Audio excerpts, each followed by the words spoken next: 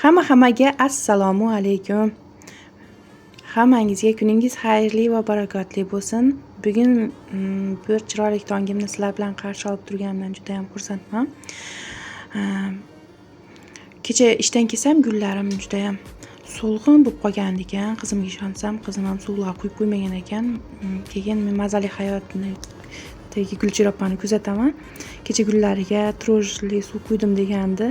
Men ham o'shani tayyorlab kechqurun quyib qo'ygandim. Ishonsangiz bir kundaylab bilinibdi. Juda ham unaqa ko'm-ko'k bo'lib qolgan barglari. Juda ham rahmat aytib qolaman Gulchehra opaga maslahatlari uchun. Keyin ishga kelsam, mana shunaqa surpriz kutib turgan ekan. Ya'ni uborka qilib, tashqarilarni uborka qilib, mana shu WhatsApp nomeriga suratga tortib jo'natib qo'yish kerak ekan. Uborka qilishmi, mana sizlarga uborka qilish deb hamma joyini shipirib tozalab, videoga tortib, suratga tortib jo'natib qo'ydim. Bugun subota bo'lgani uchun ishlarim kamroq, ya'ni pishiriqlarni kam chiqaraman. Bu yerda yo'q narsalarni duxovkaga soldim, manti qilib solib qo'ydim. Keyin ular pishguncha uborkamni boshlab oldim. Ya'ni bu yerda grill pechkamni yuvib olaman. Grill pechkamni har kuni yuvmayman. Vaqti kelganda 2 kunda bir, 3 kunda bir yuvaman. Bo'lmasa, vaqtim bo'lmasa bir haftada bir yuvib qo'yaman, chunki shunaqa yomon ko'raman shu grill pechni yuvishni. Bu kiroshda odam ko'rinadigan joyda bo'lgani uchun yuvib qo'ymasa, tez yuvib turmasa juda xunuk ko'rinadi. Bu yerda hozir smog sitkalariga nima deydi? Ishqib azilitdan chachib qo'yapman. Azilitdan chachib qaynoq suv quyib qo'yapman. Patnasiga qilib uyib turguncha pechkani o'zini yuvib olaman. Pechkani o'zini azilitli suv bilan yuvmayapman. Bu yerda ozroq uksus soldim, limonli kislota soldim. Qaynoq suv solib, ozroq posudamоечный sredstvo sovardim. Shu bilan yaltirab chiroyli bo'lib yuvib olaman, yaltirab qoladi. Azilitli suv bilan yuvsam, keyin qayta yuvish kerak bo'ladi. Chunki grill pishirganingizda baribir qandaydir organizmga vredni deb o'ylayman, bilmayman yana. Shunaqa qilib listlarini, nima deydi, patnislarini, sitkalarini qayta kranda suv oqizib yuvib olaman. Birpasda erib qolibdi. Anaqa turutniy mestolardan, qorayib qolgan joylardan chiqmaydi baribir. Qo'ldan kelgancha yaltiratib tozalab olaman. O'zi aslida tezdagina toza bo'ladi-yu, lekin shunaqa yomon ko'raman shu pechni yuvishni. Iloji yo'q, yuvib turish kerak, top-toza turish kerak. Mana aytib o'tganimdek, bunaqa turutniy mestolardan xuddi kuyib qolgandek ketmaydi. Azilit bilan ham, simcha bilan ham yaxshilab qirdim, ketmadi. Shunaqa yaltiratib solib qo'yaman. Joy-joyiga joylashtirib qo'yaman demoqchi edim. Bu grill pech nimaga tandirni ustida degan orangizda savol bo'lib qolishi mumkin. Bu o'zimiz uchun ham kulgili. Bu yerni biz arenda qilib ishlatamiz. Shu arenda qilib olgan paytimizda ikkita tandir bor edi. Birinchisida yaxshi ishlatamiz, non yapamiz, somsa yapamiz. Bunisida esa kattagina yorug'i bor. Bu yerdan juda ham tutun chiqadi. Shuning uchun ustiga grill pech qo'yib olganmiz.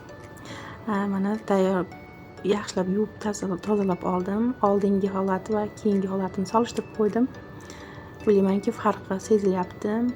Keyin esa uyga ertaroq boramiz dedik, baribir u magazindan bu magazinga kirib kech qolib ketdik. Yo'lda ochib oldik. Iftorimizni ham yo'lda qoldik suv bilan. Keyin esa uyga kelib tezdagina pyure bilan kotlet pishirib olaman. Bolalar ham anchadan beri so'rab yurishdi. Kartoshkasini tezdagina achib plitaga qo'yib qo'ydim. U qaynab tayyor bo'lguncha bekor turmay kotletlarini tayyorlab qolaman. Buning uchun bizga mana nima edi? Говяжий, yo'q. Mol go'shtini qiymasi. Keyin bir dona piyozni qirg'ichdan chiqarib solaman. Uni qirg'ichimga voобще gap yo'q. Bilmayman, 20 minut qirdim mana shu bitta piyozni. Idishiga qiziq olyapman, qirgan masalliqingiz idishiga tushadi deb olyapman, lekin juda ham o'tmas ekan. Xitoyning tovarida baribir. Shunaqa qilib mana qirib olgan piyozimni farshimizga solib oldim, ya'ni qiymamizga solib oldim. Keyin panirovочный suxarik ham sovuraman ichiga ozroq.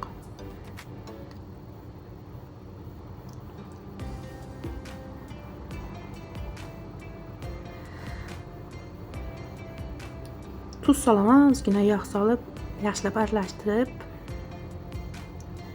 keyin forma berib olaman. Yani kotletlarni bir xilda qilib tayyorlab olaman. Aytgancha qizlarjonlar, o'tgangi videolarimda, oldingi videolarimda meni qo'llab-quvvatlab turganlardan Alloh rozi bo'lsin deb qolaman. Hammaga o'zimning alohida rahmatimni aytib qolmoqchiman. Gruppada deyman. Kanalimga yangi a'zo bo'lib qolganlar uchun ham alohida rahmatimni aytib qolaman. Oldindan meni qo'llab-quvvatlab turganlardan Alloh rozi bo'lsin deb qolaman. Mana shunaqa qilib hamma kotletlarimni tayyorlab olaman tezdagina. Meni hech bunaqa kotlet qilsam hech o'xshamaydi, bilmayman. Buni ham endi o'zini ustasi bo'lsa, endi o'zim qo'ldan kelgancha qilib qo'ydim. Aytishingiz mumkin, o'zing unaqa joyda ishlaysiz-ku, nimaga o'xshamaydi deb. Haqiqatan menda nimalardir o'xshamaydi. Buni endi men duxovkaga solsam balkim yaxshi bo'lardi. Duxovkamiz o'tgangi videolarimda aytganim, tashqaridagi kunaga olib chiqqanmiz. Tashqari baribir sovuqlik qiladi. Kechasida tezdagina bo'lsin deb qovurib qo'ydim. Kartoshkalarim pishdi. Unga ozroq 10% lik slivka quyib yubordim. Hech qanaqa yog' qo'shmadim, slivishni masala ham qo'shmadim. Shu 10% lik slivka bo'lganligi uchun tuz soldim. Keyin bunaqa blenderlab olyapman. Juda ham kremoobrazniy bo'lib, juda ham tiniq pyure bo'ladi. Ko'rinishiga gap yo'q. Tayyorlab olyapman. Kartoshka davilkada ham ezib olsangiz, unda ham juda ham yaxshi bo'ladi. Lekin blenderda boshqacha bo'ladi ekan. Xuddi kremdek bo'lib qoladi ekan. Juda ham menga yoqdi. Bolalarga ham, farzandlarimga ham rosa yoqdi.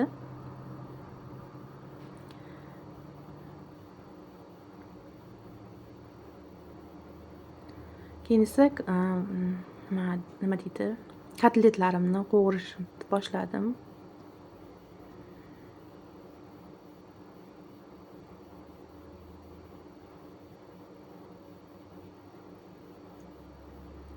Balkim tuxum qo'shsam bo'larmidi ekan deb o'ylab qoldim.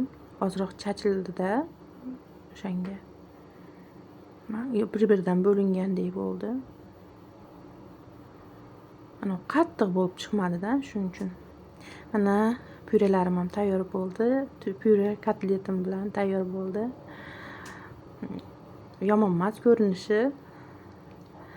Ko'rinishiga baho beringlarchi. Keyin esa hamma to'plagan idishlarimni yuvib olaman.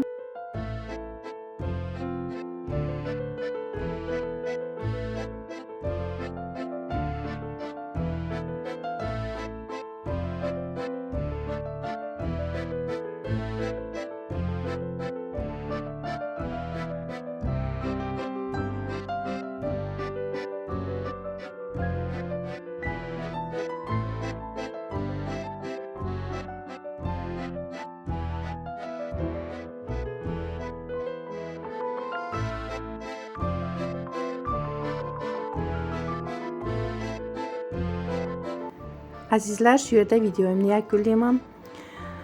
Keyingi videolarimda ko'rishguncha Allohga omonat bo'ling deb qolaman. Videolarimni qo'llab-quvvatlaysizlar degan umiddaman. Hozircha hammaga xayr, sog' bo'lasizlar.